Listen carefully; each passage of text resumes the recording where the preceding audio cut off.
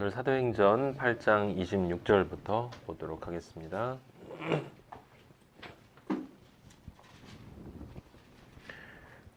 끝절 40절까지 8장 26절에서 8장 40절까지 보도록 하겠습니다. 같이 읽어요. 주의 사자가 빌립에게 말하여 이르되 일어나서 남쪽으로 향하여 예루살렘에서 가사로 내려가는 길까지 가라 하니 그 길은 광야라. 일어나 가서 보니 사람 곧 에디오피아 여왕 간다게의 모든 국고를 맡은 관리인 네시가 예배하러 예루살렘에 왔다가 돌아가는데 수레를 타고 선지자 이사야의 글을 읽더라. 성령이 빌립더러 이르시되 이 수레로 가까이 나아가라 하시거늘 빌립이 달려가서 선지자 이사야의 글 읽는 것을 듣고 말하되 읽는 것을 깨닫느냐? 대답하되 지도해 주는 사람이 없으니 어찌 깨달을 수 있느냐 하고 빌립을 청하여 수레에 올라 같이 앉으라 하니라. 읽는 성경 구절은 이것이니 일렀을 그가 도살자에게로 가는 양과 같이 끌려갔고 털 깎는 자 앞에 있는 어린 양이 조용한과 같이 그의 입을 열지 아니하였도다. 그가 굴욕을 당했을 때 공정한 재판도 받지 못하였으니 누가 그의 세대를 말하리요? 그의 생명이 땅에서 빼앗김이로다 하였거늘 그 네시가 빌립에게 말하되 청컨대 내가 묻노니 선지자가 이 말한 것이 누구를 가리킴이냐? 자기를 가리킴이냐? 타인을 가리킴이냐? 빌립이 입을 열어 이 글에서 시작하여 예수를 가르쳐 복음을 전하니 길 가다가 물 있는 곳에 이르러 그 네시가 말하되 보라 물이 있으니 내가 세례를 받음에 무슨 거리낌이 있느냐. 이에 명하여 수레를 멈추고 빌립과 네시가 둘 다 물에 내려가 빌립이 세례를 베풀고 둘이 물에서 올라갈새 주의 영이 빌립을 이끌어간지라. 보지 못하니라. 빌립은 아소도에 나타나 여러 성을 지나다니며 복음을 전하고 가이사랴에 이르니라. 아멘. 아버지 감사합니다. 영광 받아 주시옵소서. 아버지의 아들들이 지금 이 시간 다시 아버지의 십자가 앞에 무릎 꿇고 말씀에 귀를 기울입니다. 아버지 저희들의 귀를 열어주시고 주의 말씀의 진리를 들을 수 있도록 성령의 능력으로 함께하여 주시며 우리의 삶이 이 말씀을 통해 진정으로 변화되어지고 아버지의 기쁨되는 십자가 하나님의 아들들 마하나임이 될 수 있도록 축복하여 주시옵소서. 우리의 말씀 나눔 가운데 진리가 전해지는 것을 방해하는 모든 악한 영들은 예수 그리스도 이름으로 명하노니 목김을 받고 떠나갈지어다. 여호와의 영광이 이 자리에 함께하여 주심을 찬양하고 아버지의 영광의 아들들이 이 자리에 함께 모이게 해주심을 아버지께 감사드리며 모든 것을 통해서 여호와 홀로 영광 받아 주시옵소서. 예수님의 이름으로 기도하였습니다. 아멘. 아멘. 네. 자, 오늘 그 사도행전의 빌립 이야기가 계속되어집니다. 저번 주에 우리가 이제 그 예루살렘에 박해가 일어나서 그 유다와 함께 그래서 사도들을 제외하고는 이제 전부 흩어졌다라는 것을 읽었고 그래서 빌립이 사마리아에서 전도한 이야기 그리고 거기에서 이제 진리와 비진리가 어떻게 진리에 저항하는가에 대한 이야기를 그 마술사 시몬을 통해서 공부를 했었고 그리고 그것이 이어지는 이야기가 지금 이제 이디오피아 네시를 만나는 장면이에요. 그래서 이 지금 사도행전은 아버지께서 계획하신 그대로 지금 흘러가고 있는 것을 알 수가 있죠. 처음에 예수님 말씀하신 예루살렘과 유다와 사마리아와까지가 지금 됐어요. 그죠? 사마리아와까지가 됐고 그 다음에 땅끝까지의 시발점이 바로 이디오피아다라는 것을 우리가 알 수 있게 된 것입니다. 그래서 그 땅끝까지 이르러 내 증인이 되리라 권능을 받으면 내 증인이 되리라라고 하는 그 땅끝 그 이제 사도행전에서 28장에서 끝나는 건 로마에서 끝나요. 로마에서.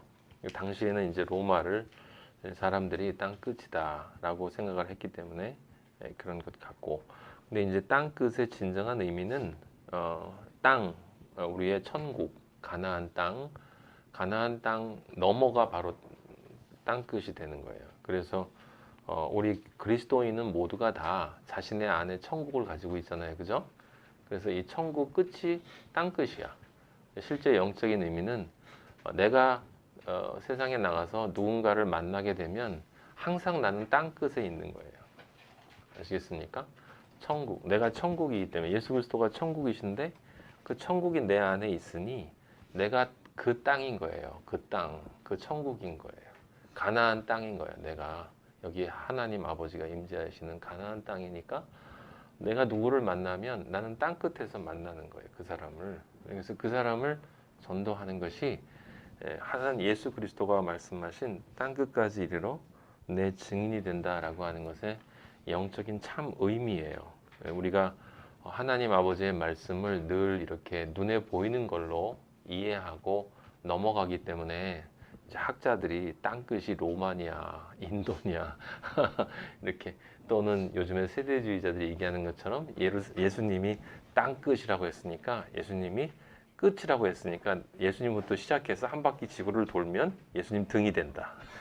그러니까 예루살렘에서 시작해서 뱅뱅뱅 돌아서 다시 예루살렘으로 돌아오는 백투 예루살렘이 진짜 땅끝이다. 그래서 그렇게 되면 이제 예수님이 재림한다. 이렇게 얼마나 이렇게 논리적인 것처럼 설명을 해요. 이제 인간의 이성은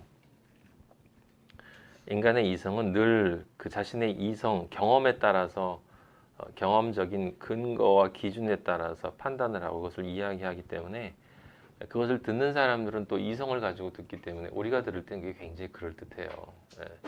근데 늘 우리가 기억해야 될 것은 뭐냐면 오늘 빌립의 모습도 마찬가지지만 빌립의 전도 모습에서도 보이듯이 하나님의 생각은 우리의 생각과 달라요. 하나님의 생각이 우리의 생각과 다른 이유는 하나님은 영원을 바라보시는 존재이기 때문에 영원을 바라보고 전체를 바라본다.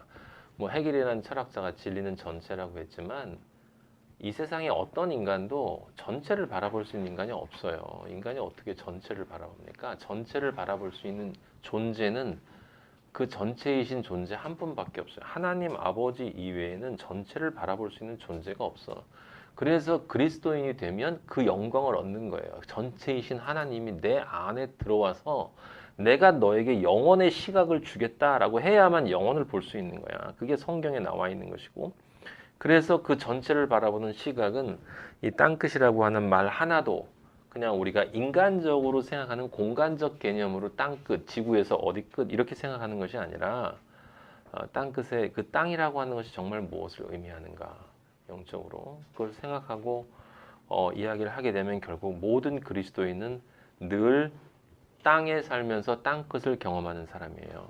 네, 그건 아버지의 참 명령이니까 우리가 그걸 늘 기억해야 되는 것이다. 네, 그렇습니다. 그래서 거기 이제 그걸 우리가 알 수 있는 시각적인 방법으로 예수님도 그러셨고 여기 사도행전도 그렇고 항상 영원의 것, 보이지 않는 것을 보이는 것으로 설명을 해줘야 하기 때문에 사도행전도 사람들이 이성적으로 판단할 수 있는 그런 과정으로 가고 있는 거예요. 그죠?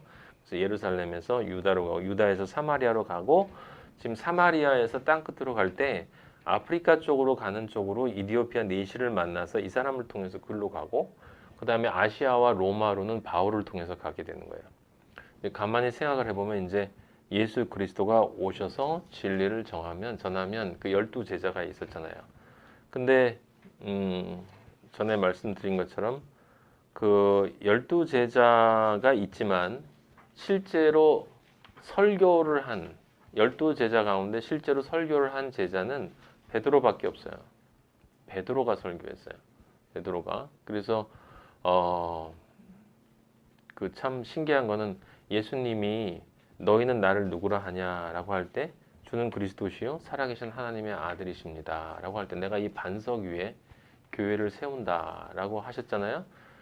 그러니까 베드로는 이제 그 반석이라고 하는 말은 베드로를 뜻하는 건 아니에요. 물론 그 고백 위에 세운다라는 뜻이지만 그런 고백을 한 베드로를 하나님이 축복을 하신 거죠. 그래서 12제자를 대표하는 설교를 하게 된 거예요. 아시겠어요? 12제자가 베드로가 특별히 잘난 것이 아니지만 12제자를 대표해서 베드로가 설교를 할 수 있었어요. 근데 아버지가 베드로에게 주신 은혜는 뭐였냐면 그 성령이 임재하기 전에 우리가 아는 것처럼 베드로가 무엇을 했습니까? 하나님의 말씀을 선포했어요. 그건 뭐냐? 너희가 열심히 기도는 하지만 내가 성령으로 하나님이 영으로 너희 안에 임재하기 위해서는 너희의 마음밭이 온전해야 한다. 온전해야 한다. 그 온전해야 한다는 것은 회개가 온전히 이루어져야 한다. 조금이라도 티끌만큼의 그 죄성이 남아있는 그 더러운 곳에는 하나님이 임재할 수 없다. 그걸 무엇으로 상징적인 표현을 했었죠? 12사도, 12의 존재가 되어야 된다. 아버지와 아들과 성령, 이 삼위일체이신 우리 삼위일체 이분이 우리의 이 땅의 동서, 우리 영혼 육의 땅인 동서남북의 3, 4, 11호. 그래서 완전하게 내가 예수 그리스도 앞에서 꼬꾸라져서 나의 영혼 육이 완전히 옛날에 살았던 나의 옛자를 완전히 부인한 상태. 그래서 이제 아버지, 아들, 성령을 온전하게 받아들일 수 있겠습니다라는 그 준비된 상태가 12의 상태란 말이에요. 아셨죠? 그 12의 상태가 되어야 한다. 그 얘기는 다른 말로 번역을 하면 베드로가 무슨 설교를 한 거냐면 정말 우리는 온전한 마리아와 같은 정말 흠없고 성결한 존재가 되어야만 하나님 아버지가 임재할 수 있다라는 그걸 하나님의 말씀을 대신 전했잖아요. 그래서 마띠아가 12로 채워졌죠. 기억하시죠? 그래서 어떤 사람은 제가 그때 얘기했지만 마띠아가 12로 채워졌지만 그 다음에 마띠아는 흔적도 없이 사라지고 바울이 뒤에 말씀을 전했다. 그랬기 때문에 실제로는 바울이 12번째 사도인데 베드로가 마띠아를 12번째 사도로 맞이한 것은 또 인간적인 실수다라고 해석하는 사람도 있어요. 근데 그건 잘못된 거예요. 제가 말씀드리지만 그게 바로 인간적인 생각이에요. 베드로는 하나님의 말씀을 그대로 전한 것이고 우리 모두에게 해당되는 얘기예요. 그러니까 12사도는 다른 존재가 아니라 우리 그리스도인 한 명 한 명을 해당되는 얘기니까 우리가 12의 존재가 되어야 된다는 것은 내가 완전한 회개가 이루어져야, 즉 과거와 나를 이제 온전하게 청산하겠습니다라는 그 결단이 내 안에 있어야 한다라는 것을 뜻하는 것이고, 그래서 그런 식으로 이야기하면 조금 전에 제가 말씀드렸죠. 12사도 가운데 마띠아만 사라진 게 아니라 다른 제자들도 다 사라졌어. 아시죠? 누구만 설교했다고? 베드로만 설교했어. 베드로만. 하나님 아버지가 베드로만 설교하도록 만들어 주셨어요. 누구를 대표해서? 12사도를 대표해서. 그러니까 마띠아가 그 사이에 나타나지 않아서 바울이 진짜라는 말은 잘못된 말이에요. 베드로는 정확하게 아버지가 원하시는 일을 한 것이고, 그렇게 해서 12의 상태, 온전한 회개의 상태, 마리아처럼 성결한 상태가 되었을 때 무엇이 일어났어요? 하나님 아버지가 시내산에 임재하듯이 우리 각 사람에게 임재했다 이 말이에요. 그죠?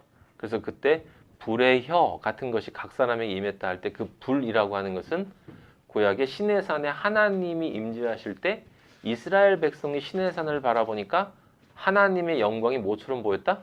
불처럼 보였다 그랬거든. 그러니까 그때는 모든 백성을 위해서 하나님이 내리시기 때문에 그 하나의 불로 보이지만 12로 쪼개져서 내린다. 각 사람에게 하나님의 뭐가 내린 거예요? 영광이.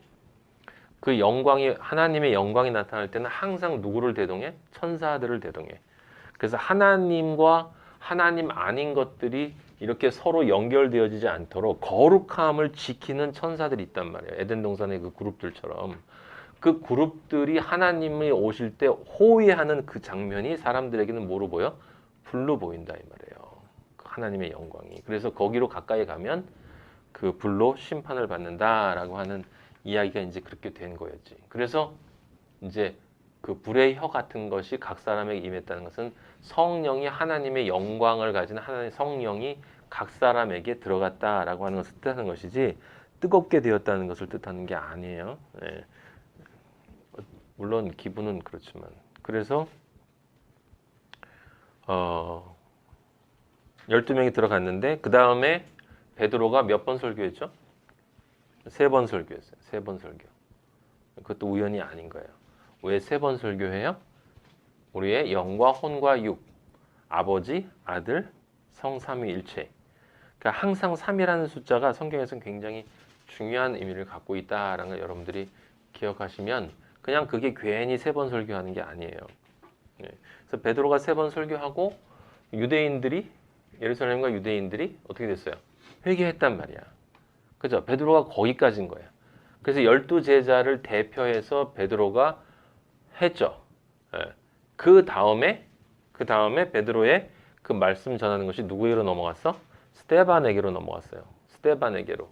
그래서 스데반에게로 넘어가서 이제 전체 유대를 향한 선포가 이루어졌고, 그 다음에 스데반에게로 넘어갔던 그 설교가 이제 예루살렘에서 어디로 넘어가요? 사마리아로 넘어갔어. 그 사마리아의 설교를 누가 한 거예요, 지금? 스데반과 함께 7의 한 명으로 뽑혔던 빌립이 지금 하고 있는 거야. 알았어요? 지금 그러니까 예수 그리스도로부터 나온 말씀이 성령이 임재하니까 예수 그리스도의 말씀이 누구에게로 간 거야? 처음에 12제자에게로 갔어요. 그 베드로는 대표하는 거야. 12제자가 다 말한 거예요. 다 말하고 나중에 순교했잖아. 대표한 거예요. 그 12제자 다음에 등장한 사람이 7 전도자야. 7 전도자.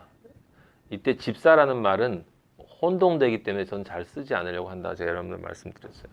그러니까 우리 오늘날 있는 집사하고는 상상할 수 없는 차원이고 그냥 사도와 똑같은 존재예요.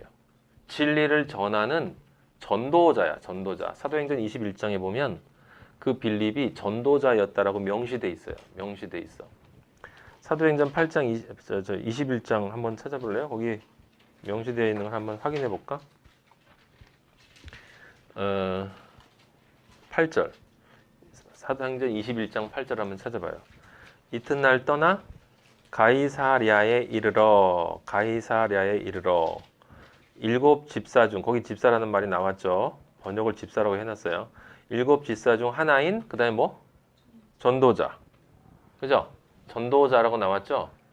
여러분은 포인트를 어디다 둬야 되냐면 집사에다 두면 안 돼. 이 집사는 후에 바울이 얘기하는 교회에서 봉사하는 그런 집사와는 조금 차이가 있는 거예요. 지금 여기 빌립이 집사라는 말은 우리가 일반적으로 생각하는 집사 개념이 아니라 전도자예요. 전도자. 전도자는 뭐 하는 자? 말씀을 전하는 자. 전도하는 자. 전도하는 자. 예수님이 누구한테 전도했어? 12제자한테. 12제자가 누구한테 전도한 거예요? 7 전도자에게 전도를 한 것이고 7 전도자가 사마리아에게 전도하는 거고 사마리아와 이디오피아 전도하는 거고 그 다음에 7 전도자로부터 누가 바톤을 넘겨받아? 바울이. 바울과 바나바가 넘겨받는 거야. 그래서 바울과 바나바가 아시아와 로마로 전도를 끝내는 거예요. 그래서 형식적으로 하나님 아버지가 구색을 맞춘 거예요. 그렇게 해서 사도행전 28장으로 끝나는 거예요. 이해되시죠? 그래서 사도행전 29장 얘기하는 게 넌센스라는 얘기야. 제가 얘기하는 게. 그거는 인간적으로 볼 땐 되게 멋있어. 하나님이 하시던 일을 우리가 계속 이어서 한다. 그래서 액트 29라고 하는 말이 얼핏 보면 인간적으로 굉장히 저도 옛날에 되게 멋있게 생각을 했었는데 영적으로 바라보면 의미가 없는 말이에요. 아버지는 28장으로 끝내셨어. 28장으로. 그럼 우리가 29로 가는 게 아니라 우리는 그 일 안에서 우리가 맡은 일을 그냥 하는 거예요. 자, 오늘 그런 관점으로 넘어간다라는 것. 그러니까 사도행전이 그냥 쓰여진 책이 아니라 성령이 너에게 임하면 너희가 어떤 존재가 되는가라고 하는 그 역사를 보여주는 거예요. 다른 것 아니라고. 그렇기 때문에 우리가 그때 이 많은 교회에서 잘못 이해하고 있는 것 뭐였습니까? 그 헬라파 유대인들이 그 이쪽 그 유대인들한테 자신의 그 과부들이 구제에서 빠짐으로 비난했다라고 할 때 그 구제라는 말이 교회에서 봉사하는 말이 아니라는 거. 그게 뭐예요? 구제가? 그거 다시 한번 읽어봐요. 그 저기 그게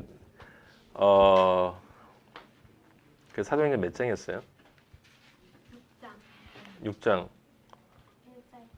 6장 1절 한번 읽어봐요. 누가? 그때 제자가 더 많아졌는데 헬라파 유대인들이 자기의 과부들이 매일의 구제에 빠짐으로 히브리파 사람을 원망하니. 네. 그래서 그 다음에 베드로가 뭐라고 그랬죠? 우리가 하나님의 말씀을 제쳐두고 접대를 일삼는 것이 마땅하지 않냐. 그렇죠. 예.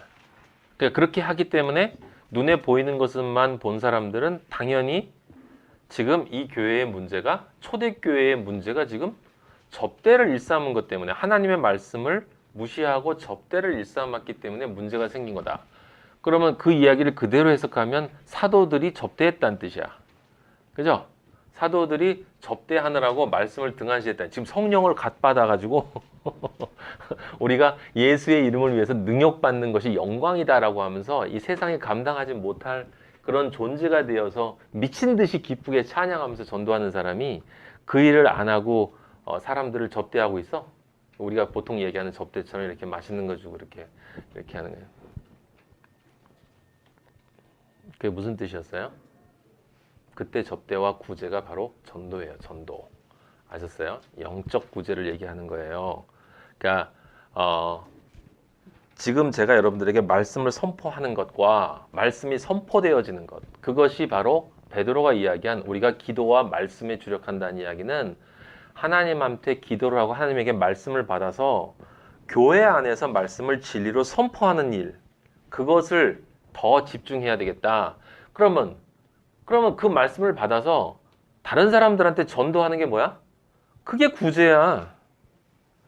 구제라고. 그게 접대예요, 접대. 그게 성경이 지금 사도행전에서 이야기하는, 이 사도행전은 일관성 있는 책이야. 잠깐 전도하다가 뭐 이랬다 저랬다 하는 얘기가 아니에요. 그게 영적인 접대를 얘기하는 거예요. 사람들이 오면 그 사람들이 뭘 해야 돼? 진리를 전해야지. 진리를 전하는 일에 빠져 있어서 실제 성경에서 하나님한테 기도를 통해서 하나님에게 말씀을 받아서 전체 교회에게 선포하는 일을 등한시하면 안 되겠다라고 지금 베드로가 이야기를 하는 거지. 그러니까 그러면 여러분 중에 성령이 충만한 전도자를 7명을 뽑으라는 거야. 그들이 뭘 중심으로 한다? 매일의 구제.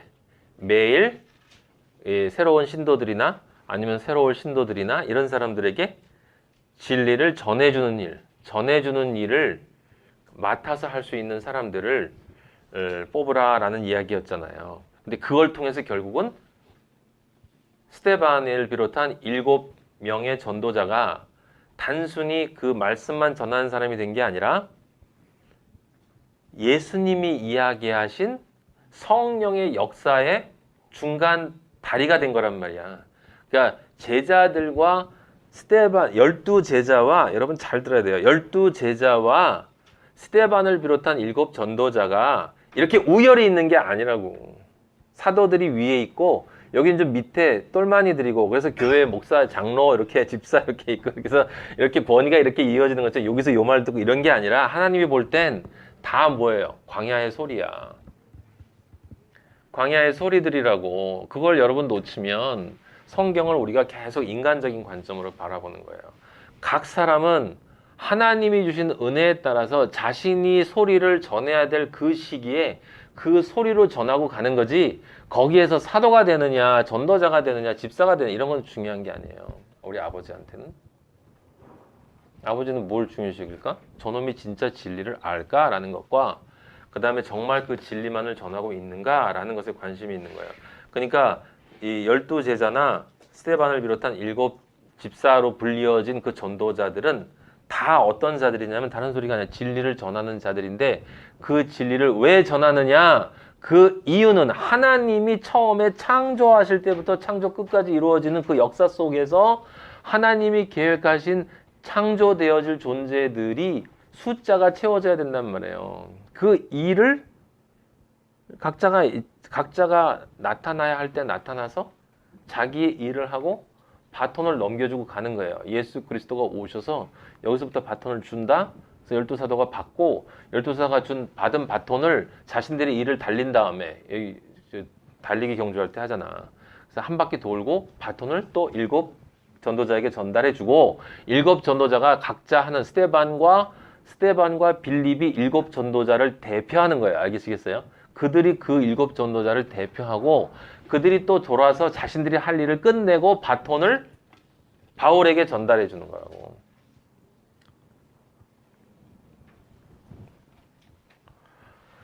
사도 바울이 훌륭한 사람이다. 훌륭한 사람 맞지만 제가 이제 오늘 결론으로 사실 얘기하려고 했던 건데 아버지 앞에서는 그냥 우리는 다 그리스도인이에요.